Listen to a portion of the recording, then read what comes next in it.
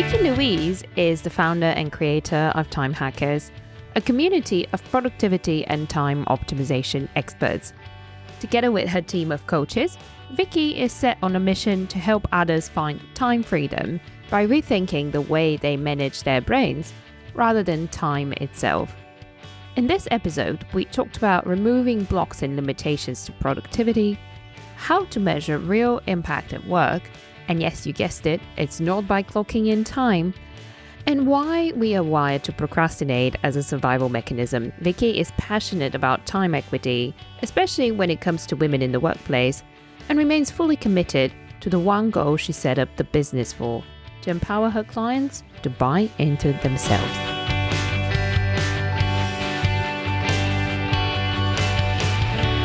What does my work do? It helps people. Like, I get to spend my time, my precious time, doing what I love, doing what I want to do in the world, however I can do it. It's an absolute privilege to do so. I'll keep training coaches and we will keep doing this work in the world because humans are so capable. And I just wish that we didn't have the blocks that stopped us from seeing that stole our time. Vikki, hello. It's a pleasure to have you on the show today, and especially interesting because this is the first time that I'm having a fellow podcaster.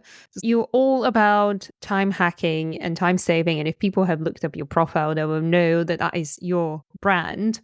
But that is not what you set out to do initially when you first started your career. So for me, it will be interesting to just go a little bit to the beginning before you were known as a coach and as somebody who focuses on helping others with their time management. So how did your career start?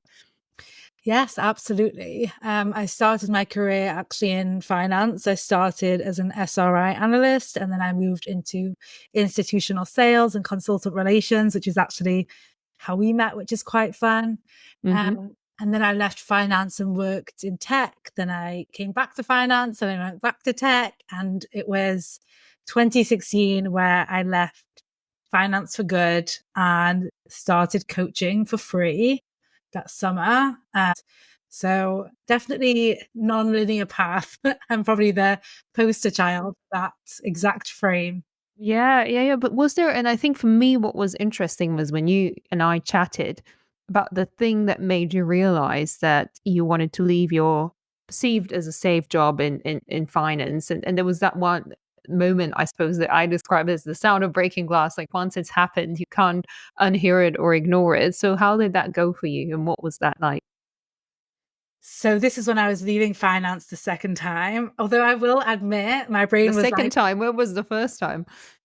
The first time was when I left to go to New York, and I knew I wanted to go to New York, and I was working for a company that was headquartered out of New York, which probably started the desire. And then an opportunity came up faster in a different industry. So I took it. But the second time, the time that we spoke about that real shattering of the glass that we spoke about was, I had always wanted to help people. I've always loved people, wanted to support people. I think humans are interesting, our brains are interesting, and it's a tool that we're never really taught how to optimize in any way. And I kind of had this idea, maybe I'll be a coach, maybe I'll be a therapist, maybe I'll be a counselor. And I wasn't sure which one. And I was dragging my feet on this decision. And when I met you, we were also with a former manager of mine. And she actually remembered and reminded me that I had, we'd gone for a lunch that day, a lunch and learn with a life coach. And I went back to the office and handed in my notice straight away, even though the coach specifically said to me, don't quit your job. We'll talk. You don't need to quit your job today. But I was like, no, I'm ready. Like I know what I want to do now. Why would I not do it? So I did. And this is the thing, isn't it? That sometimes we have professionals or coaches telling us what is best practice, but just because it's best practice, it doesn't mean it's necessarily true for you.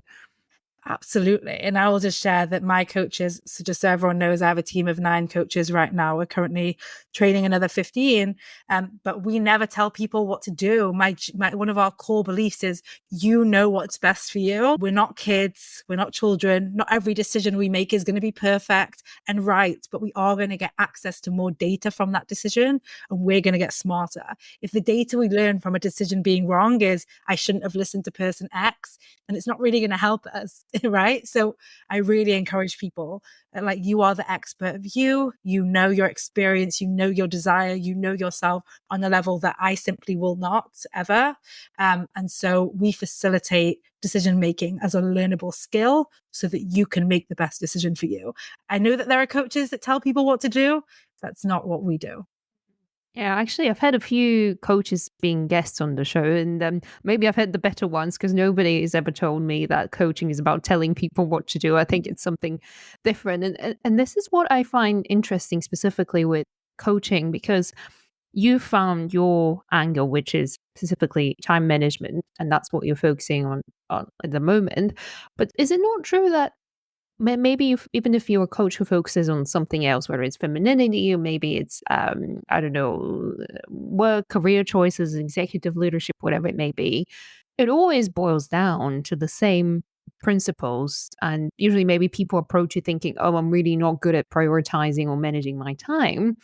But I wonder if in the process you end up uncovering that there's other areas in their lives that they also need to focus on.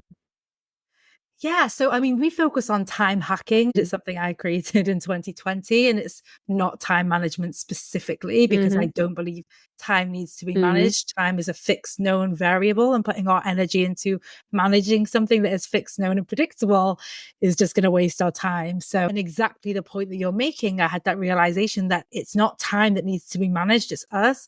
And so often in doing so, when we learn to manage our brain as a tool for time, it also impacts our relationships, it impacts our health, it impacts our career choices. And so we really get to the root of why don't we use our time well? Why do we waste time? Why is our brain programmed to be inefficient and to not take risk and so on? And of course, so many of my clients and our clients share that doing this work transformed multiple areas of their lives where they were taking bold, bigger risks, making bolder decisions, being kinder to themselves, being willing to fail, being willing to let other people down in pursuit of their goals and their dreams. So I absolutely think that there is a crossover. If I'm a procrastinator in terms of the uncomfortable work that I keep, that one task that I keep putting off, where else am I procrastinating? So everything that we do, our brain loves habits because it loves predictability. So you're absolutely right. Yeah, and when you said, "Oh, that trip there went well," what if you replace the word "I don't have time to" do something with "I don't want to do something," and then it changes your perspective. So, do you think is that one of the techniques that you use as well, or is it something to do with you not seeing value in the task that you're doing? Maybe is the reason, not that's the problem, not you specifically, or not the task itself. Yes, well, I definitely think there's two things here. One is the time excuse, or the T word, as we call it. As a society, we will widely accept not having time as a reason to not go to events that you don't want to go to not book the trip that you're not sure if it's going to be worthwhile or not, to not ask for the promotion or have a difficult conversation with a friend, whatever it is. Time, everyone will agree with you. Yes, you're busy, you don't have time. So we don't need to look underneath the hood of the car and see what's actually going on. So that's one side of it. And the other side that you spoke about, it's kind of like whenever we have a task, the reason we put it off, we have a time brain model that we teach at Time Hackers. But just to give a very high level of some of the considerations that you want to think about are, what are your thoughts about yourself in relation to that task, right? If your thoughts are like, I'm not good at this, your brain's going to not motivated to do it, right? It's very formulaic. It's very predictable. If your thought is, this isn't going to have an impact, your brain's like, why would I exert energy to do this?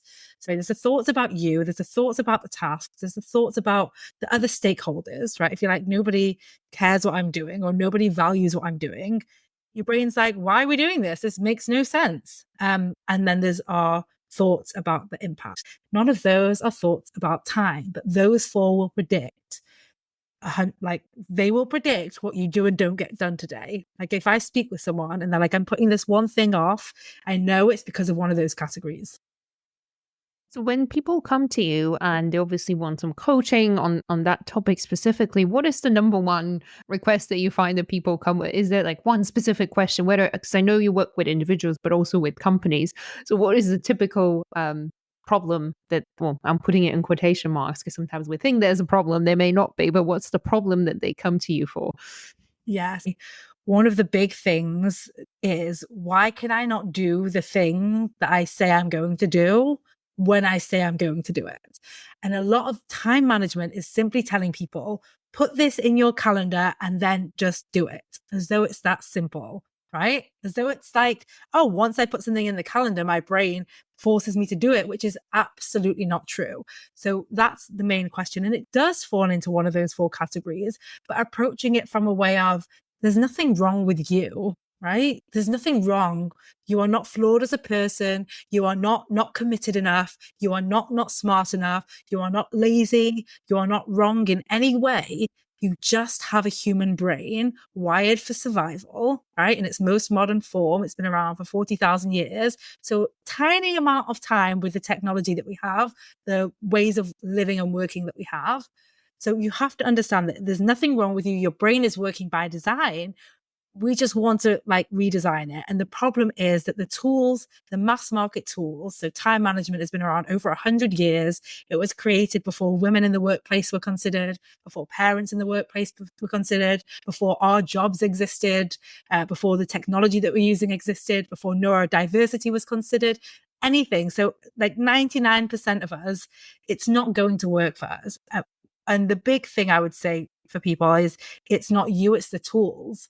And that's the work that we're doing in this space, is tools that actually work, that aren't as simple as, put it in your calendar and color code it yellow, but then actually support you to get things done faster.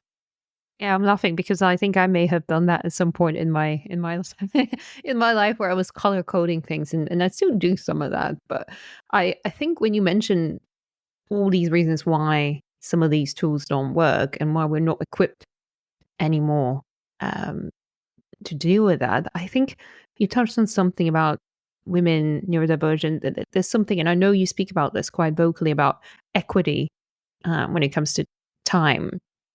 So I just wonder if you can tell us a bit more about what that means to you, because I think that's quite a powerful concept. And as you said, time is fixed. It's not something we can affect or change ourselves, but it does have broader implications for groups that we may not have necessarily thought about.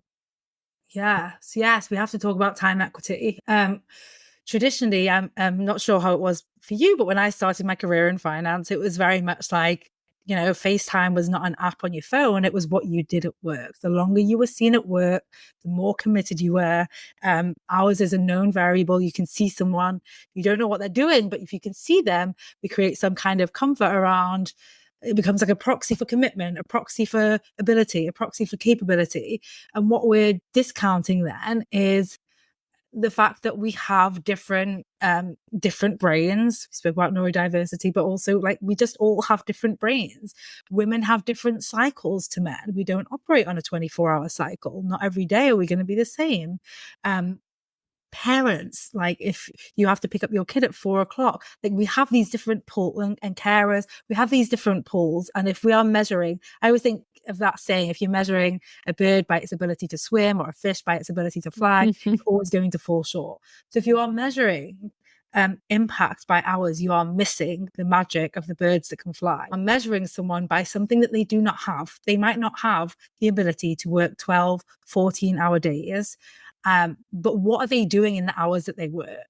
What's the impact that they are having? And we have to stop measuring performance and promotion based off of, how long someone's logged on, and start letting outcomes, results, and impact drive performance. Because guess what? That's driving performance anyway. Those are the true performance drivers. Those are the true measurables. Now, they might be more challenging to measure, but when you as an organization start doing that, you are promoting the right people. You are fostering an inclusive culture, and you are retaining your best staff. And for sure, you are improving your bottom line.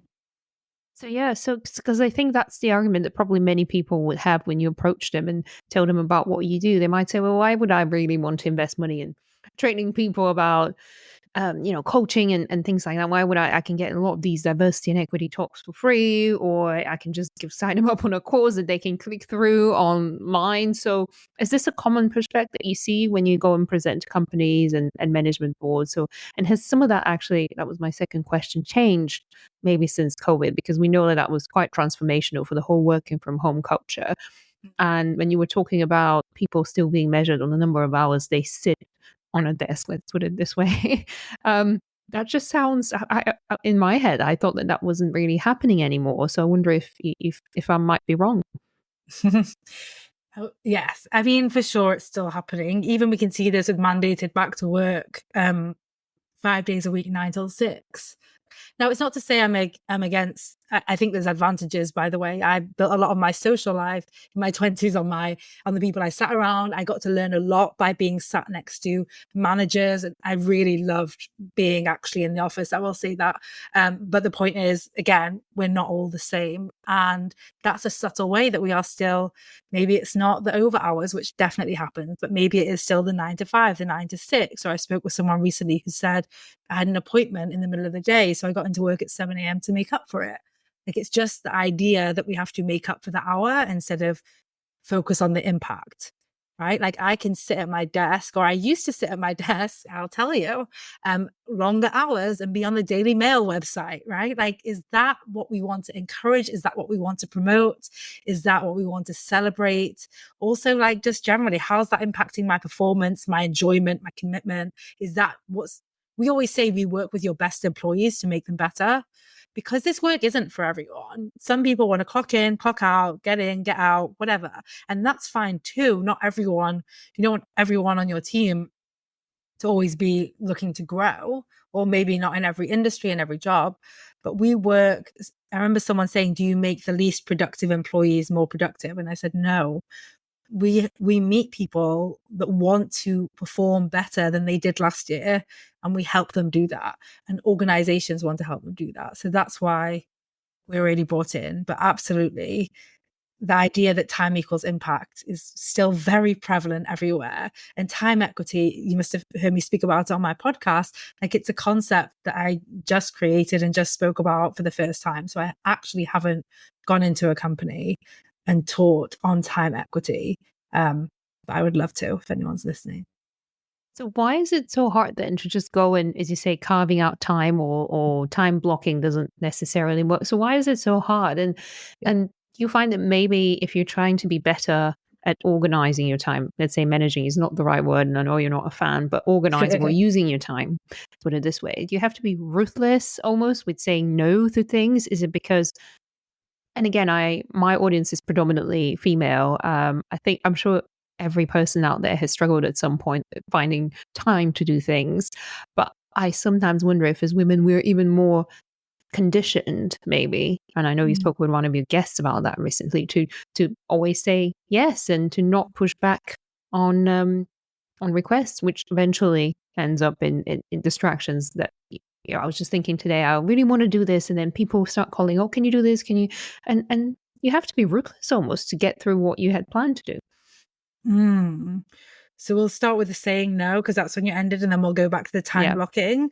But I even don't, yes, but even ruthless, it's kind of like got a negative connotation to it versus like committed or determined or like loyal to your goals and your priorities. Like, you are not letting other people down by saying no. And unfortunately, we're always teaching people how to treat us, or fortunately. And so if, for example, a new team member joins and there is an intranet where they can find information, or they can ask you, it's much faster for them to ask you today. And it's much faster for them to ask you tomorrow. And it's going to be much faster for them to ask you every single day of the week until they learn how to use the intranet. Now, the intranet is going to require more time from them up front. But if we're constantly saying, I'm always available for you for questions, we are like robbing that person of the ability to use the tools at their disposal and to become self-sufficient and and to be able to achieve things, not waiting on you, but actually in their own timelines because they figured it out. So it feels like you are doing them a favor up front to say yes, yes, yes. But are you? Are you actually? What about empowering people to be resourceful, which they are, and to figure things out for themselves? So that's what I would say around saying no, is we want to word it in a way that's like celebratory rather than almost mean. And we want to be thinking about like, what's the cost of me saying yes today? What am I teaching these people about me and how I'm available for them? Because also there will be some things where you do want to be available and you're like, yes, I will always say yes to this. And there are plenty of things, probably 80% of things that you absolutely don't need to say yes to. So really thinking like, am I the best person to answer this? Will I still be the best person to answer this in a month and in 3 months? And if the answer is yes, you're going to say yes, maybe not today, but you are going to support that person. And if the answer is no, then the sooner you like cut that ribbon, the faster that person gets to learn for themselves. And then you also asked about time blocking and why it doesn't work. And by the way, I have a client, we have someone in our group in Time Hackers that loves time blocking. Whatever works for you, keep doing. I'm never going to be here and say, much like what we spoke about at the beginning of the podcast, I'm not going to tell you what to do and not do. What I am here to do. So anything that works for you, keep doing until it doesn't. And by the way, I was speaking with a lawyer last week who shared that what worked for them up until one point didn't as their ADHD, for example, progressed and going through perimenopause. So it's also allowing that flexibility within ourselves of is what used to work for me still what's best. But what I found coaching people in time blocking and having been like a prolific time blocker myself and coach someone, that's got like 27 things in a 1 hour block to do tomorrow is it comes down to decision making. Are we making sustainable decisions? We overestimate how much we can get done in a day? Ask any person and they'll be like, yeah, 25 things that I've got to get done in my task list today. And so we end up moving things to tomorrow. And we think that we can get things done that require 2 hours in 10 minutes. Guilty as charged, yes. Yes. So can you see the problem with time blocking is when it's not working is we're constantly failing at it. And then that failure mindset is eating away at our confidence and chipping away at our decision-making skill and making us think further and feel further behind and less capable when we are so capable as humans. It's just that this tool is not best for us. And I always say that to people. It's not you, it's the tool. If the tool isn't working, move on and find what does. So if someone's listening now and they are going through that period where they are feeling a bit useless at planning and finding that their days don't go the way they had hoped for, where would you suggest they start? I mean, obviously one way is to contact you and one of your coaches to get some practical steps, but is there something that literally everyone who's listening could do right now that would help them? So yes, I would definitely start with the podcast and or go to our website and have a look and sign up for one-to-one coaching, which is hugely accessible, 20-minute sessions, one of the most affordable coaching programs on the planet by design. But if this is you, I would just say whatever you have on your list for tomorrow, halve it. Halve it. Halve it right now, because if you do not halve it right now, tomorrow, like your today self will have the discomfort of halving it, but your tomorrow self will have some space, some breathing room, and some chance of success, right? And so I always think this is a time hack, right?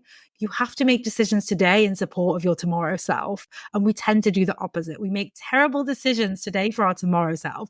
We are always, putting them in the firing line. We're like, oh, I didn't get 3 things done today. Let me just add that to the list of 20 things I said I'd do tomorrow. My tomorrow self can face the repercussions of that. We have to heal our relationship with our tomorrow selves if we are going to get ahead, create space, feel successful, have more confidence, and have more time. It sounds that it's less about specific methodologies or tools and much more about values then, which is why I thought, maybe that's your kind of niche now, but it does go back to just any kind of coaching where it's less about the tools and the techniques, but much more about the how you view yourself and how even kind you are to yourself. Because I always do this sometimes when someone asks me for advice. I was like, what would you tell a friend if they were in that situation? You probably wouldn't tell them to do 75 things tomorrow, and you wouldn't expect them to, when you'd be like, oh, if you have time and this and that, but you wouldn't treat yourself that way, would you? And that's interesting. Yeah, I mean, a big one in terms of the calendar is like, why do you show up to meetings with other people, but you put something in and you don't show up for the meeting, the thing that you put for yourself?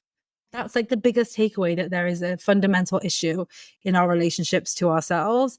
And I always say, like, you are valuable and your time is valuable. But so often, if we don't understand that if we don't think we are valuable, we are not going to value our time.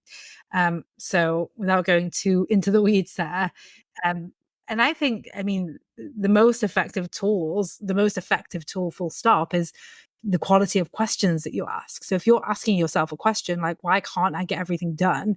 Your brain is going to answer it with lots of self-criticism, lots of judgment, and lots of meanness, versus asking, what's one thing that I can get done today? And how do I know I can do it? Just reframing it. Exactly. It's the work, the work that we do at Time Hackers, it's all about simplification. I always say this work is simple, but we lack the basic time education. We lack the basic brain education.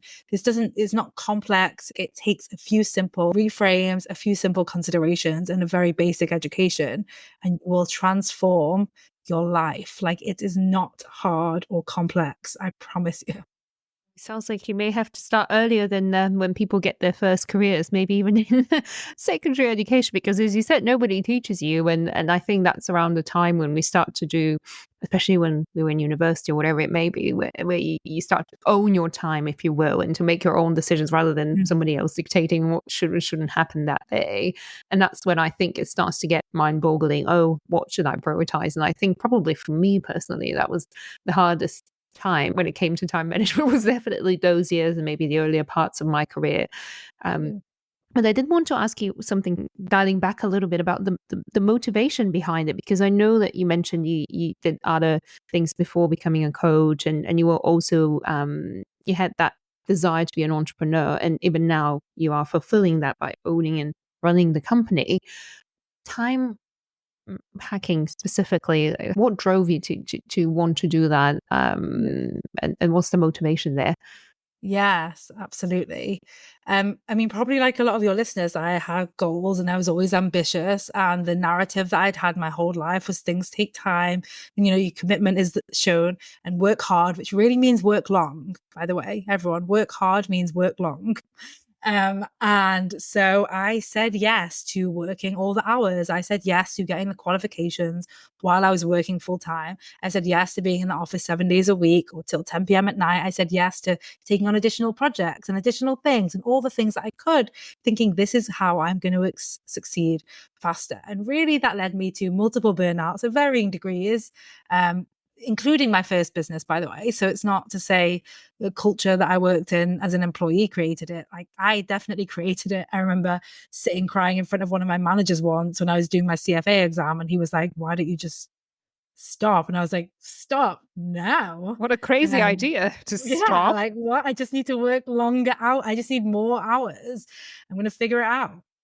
And so, at one point in my previous business, I was doing my online MBA. I launched a podcast. I had coaching clients. I was hosting 3 to 5 events a week. I was in an accelerator program. I was founder of a startup. You can just imagine the kind of things that were going on, way too much. So needless to say, we closed that business. I failed, and I failed quite publicly because we'd built an offline community.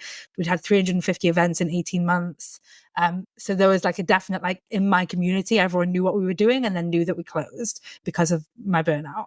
And then I went back to coaching. So this is late 2019, and I actually achieved my 3-year business goals within 6 months. I was basically full as a one-to-one coach, and I started having to think about building my first mastermind, my first group program. And that was when the question comes of, what do I want to teach? And what was interesting about that, me hitting my 3-year goals in 6 months, was I did it surrounded by other coaches who, I mean, I was told not to apply to the mastermind because I didn't meet the income criteria. And then I grew like 30x. And just my rate of growth compared to everyone else. And I really asked, what was it? It wasn't time. Like, what was it? And that was what built Time Hackers, was if things don't take time, If success doesn't take time, what does? So people think, that's why I joke when people, get us confused with time management, because it's so far away from time management. It's about what produces results. It's success creation with time freedom. That's really what we're doing. So yeah, Time Hackers was first created late 2020 as a mastermind, 3 months. And then the following year, I just decided, well, I actually lowered the price and made it lifetime access and was like, I just want people to be in. And we have people, still highly active people in there now, that joined from that 2020 3-month mastermind, because time is the area of our life that is always changing, always evolving, as we relocate, as we get promoted, as we move sideways, as we like all these things in our lives. Perhaps we start a new relationship, perhaps we end a relationship, maybe there's kids, maybe there's pets, whatever it is, maybe we're caring for our parents, whatever it is, it's constantly impacted. It's our most valuable resource, and I absolutely love the work that we do. So that's what created Time Hackers. Yes, well, I can tell because you're smiling whenever you mention that, and whenever you think, even when I ask you the question of why did you quit your job in finance, you just start smiling. So clearly that had an impact on how you feel. And it's not just that you found a niche as an entrepreneur would, but that you care about it. And I think for me, it's also very powerful that you say that you want to give people access, and you talk about time equity, because it is something that, there are many programs out there that kind of try and keep you enrolling and paying more money and more money, and you never get that independence. But it sounds like what you're trying to do is to equip people with those skills, so they don't have to necessarily always come back to you or your coaches, as profitable as that is. But you actually want them to be able to do that on their own, benefiting from the knowledge that they have after joining these programs. Yes. And I will say all of our coaches, this is like all of our coaches have been in the program. I really see this as a movement. You're right. I don't see this as a niche. I really see it as like, what's the change that I want to make in the world? What's the positive impact that I want to leave that makes the world a better place? And this is for sure it. And it was also for me very interesting what you said about what does it take if it doesn't take time. And I'm sure listeners came to this episode think, oh, we're going to talk about time and techniques and give examples. But I think for me, one of the most powerful things that came out of a conversation with you was actually the thought that it takes something, and you always have to give something. You don't get success by just sitting doing nothing. It's not about that, but that there is a cost. And I think, again, back to your point, we shouldn't think about cost as a negative connotation. I mean, things cost money, and it's the same with getting things done that you care about. You have to invest something or give up rather on something, I suppose. So it's just about making those decisions rather than reinventing time in the 24-hour day. Yeah. And like, we spoke about this, like the benefits for me, like things don't take time. They take like brain management. They take a willingness to make decisions, a willingness to fail, and a willingness to move forward with fear, and a willingness to have doubt. I was speaking with someone recently, and they said they were in a room with this really successful person at their organization. And this person shared some of their doubts and fears. And they were like, what? But you're so successful. You have it all. How can you have that? That person has the most fears. They have the most doubts because they've exposed themselves to a higher degree than you. They've got more people watching them, more people judging them, more people criticizing them. Like, there's no place we get to where we don't bring our humanity, where we don't have fear and doubt. We just learn how to not let that fear and doubt manage us. Well, I heard your alarm earlier, and I know you have to go to another coaching session, but with a client. But just one final question, which I thought from the perspective of you having had your podcast for quite a while. What was probably your favorite episode, or not even episode, but maybe realization from recording, or a guest that you got over these 150 episodes that you've recorded? Yeah, it's actually interesting. I see my work as selling people on themselves. I see my podcast, my emails, my content, everything I'm doing is to get in front of people and say, you can do this. You are capable. You are worthy. This is possible for you. Anyone that you look at that has something that you want tells you that it's possible for you. It's just your brain, and maybe your conditioning, and maybe your socialization, maybe our evolution have told you to play small, stay safe, and do what you've always done. So everything that I'm doing is about human potential and connecting to the potential of every single human. And I love the podcast. I love that I can help people. Like you asked me why I left finance. I wanted to help people. What does a podcast do? It helps people. What does my work do? It helps people. Like I get to spend my time, my precious time doing what I love, doing what I want to do in the world, however I can do it. So yes, I'll keep training coaches and we will keep doing this work in the world because humans are so capable. And I just wish that we didn't have the blocks that stopped us from seeing that stole our time. Thank you, Vikki. I know this is quite a powerful message to end the conversation on, and I absolutely loved it. And this is part of my motivation as well. It's really just about getting that message and that information out to more people. So really appreciate you joining today.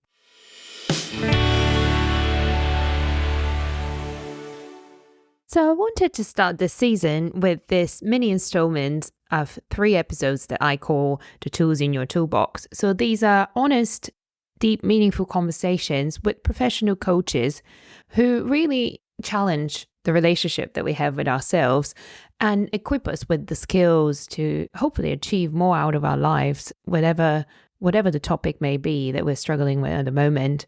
And these topics always evolve. They certainly do for me. And that's why I really wanted to start with Vikki Louise and the topic of time, because I found throughout my journey and my own practice and work that that's a concept that I have struggled with for a big part of my life. And certainly the scheduling and the to-do lists. And I think that for me, really, I've generally found that this whole idea of scheduling and time blocking and moving things on and off the list, I was one of those terrible people when it came to to-do lists. Everything was on the list. And yes, it does give me a little bit of time and relief to know that something's on the list so I can offload it off my brain. But then the problem was that list was getting bigger and bigger and bigger. And I'm sure I'm not the only one out there. And I really found that for me, much like what we discussed with Vikki, it's all about finding and changing that relationship that I had with myself. It was all about building self-empathy and realizing that this is just not sustainable, especially once I started this podcast. I started to try and schedule this episode and that episode and editing and creating and putting it together and releasing and creating all these deadlines when actually I realized outside of my head, nobody really cared about the deadlines. They were completely made up in our mind. And I think that happens so often. It's happened to me with personal life tasks. It's happened to me at work. And I just had to work so much on that connection with my own self and self-awareness to actually realize why I was doing this. And it was really that connection with the feminine side of me that really helped me to build a bit more empathy, a bit more thoughtfulness, and a bit more softness with myself when it came to scheduling all these things and forcing myself to do them. And really the other big realization was all about how scheduling, I find, often doesn't work for women. One of the reasons that I found was quite crucial for me was that we actually operate on a 28-day cycle rather than 24 hours. And we all know that we are cyclical creatures. And as such, I've actually started to think about having 3 routines, not one. So I have one for high energy weeks, one for low energy weeks, and one for middle of the cycle. And it's very interesting because once I started scheduling the more outward facing, going out there, meeting people and making connections, tasks for the weeks where I have a lot of energy, and then maybe using the time where I have less for more thoughtful work, something that requires more writing, thinking, just a bit more softness, including when it comes to recording the show, things just sort of fell naturally into a state of flow. And that's why I'm sharing this. I wonder if there's many amongst you out there that have a similar love-hate relationship with to-do lists, only to realize that the relationship was not with a to-do list, it was with themselves. Now, one of the things that we always say when it comes to time in my country is that those who rush get there slower. And that's certainly true. I've come to realize over the many years working here in London that slowing down actually helps you get faster to your goals. It's counterintuitive, but it's very true. The only thing that often happens when you're rushing and scheduling and adding more and more and more to your plate is, yes, we know it, burnout. Now, burnout is a topic that deserves an entire episode of its own, which is exactly why I'm continuing this mini installment with Wendy McCartney. So in the next episode, Wendy is going to tell us more about her own story of how she overcame burnout. And being neurodiverse inspired her to say, no, I won't allow this to happen to anyone anymore. And she dedicated her career to becoming a coaching psychologist and helping others prevent burnout. Thank you so much for tuning in to this episode of The Sound of Breaking Glass. I truly appreciate you being here with me. If you enjoyed today's conversation, don't forget to subscribe so you don't miss on any new episodes. They drop every 2 weeks. I'd also love for you to join me over on Instagram or LinkedIn, where I share more behind-the-scenes moments, guest insights, and extra resources just for our amazing Breakers community. Let's keep the conversation going, and I can't wait to connect with you there. Until next time, take care and keep breaking through.